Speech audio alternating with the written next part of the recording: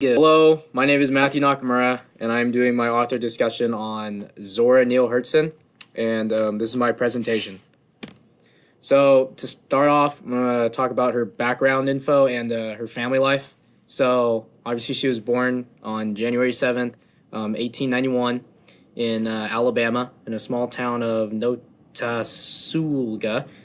But she then moved with her family to Florida, a place called Eatonville, which was where she associated like her real beginning from. She doesn't really reference Alabama much because she was still an infant when she came from Alabama. Um, she grew up around a lot of black achievement, so what that means is like she never saw in Eatonville black people being put down or discriminated against. They were treated as equals in the town. Her own father actually was the mayor of Eatonville, and he was able to provide her with a really nice life, which is what I'll talk about next here. So she grew up with a lot of space in her home.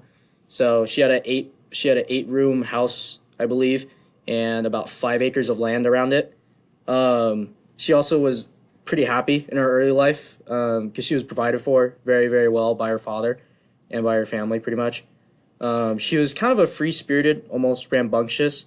I remember reading that her father would try to get her under control, and that really like sparked up when her mother died. She started acting out more, especially against her new stepmother.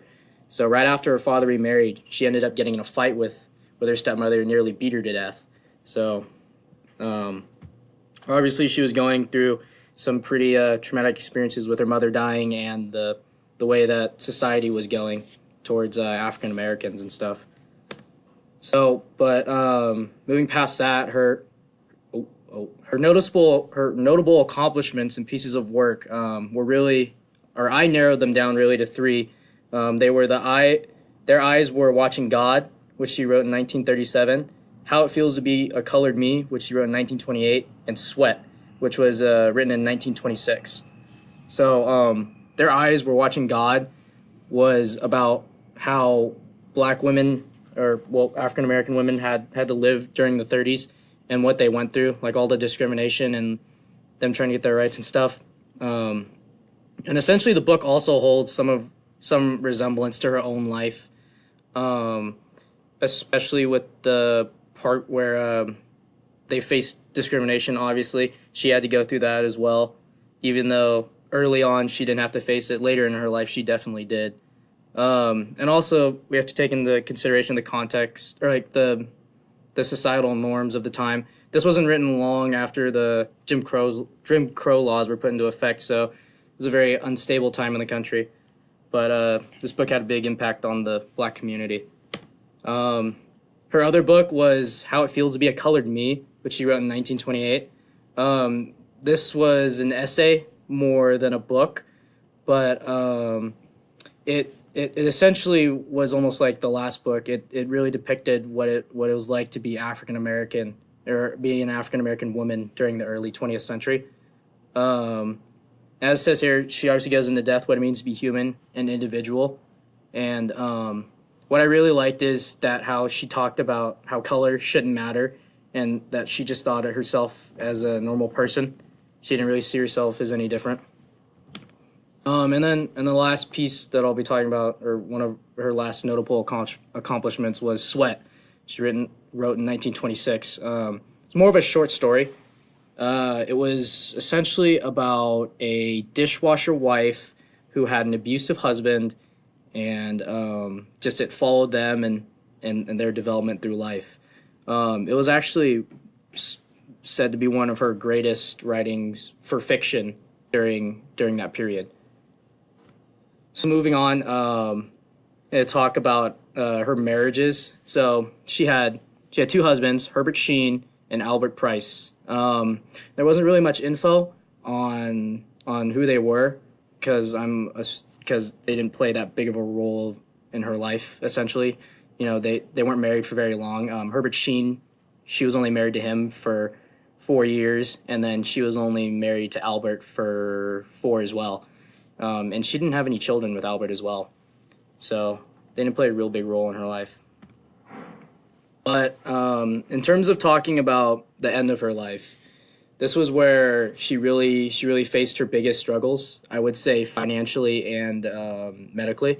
She she had a lot of medical issues that she couldn't really pay for because of her financial state, and that really led to a decline in her, her overall health and her writing and, her overall just functionality. She was moved into a hospital, and that's where she kind of lived out the last of her days before she died of a stroke.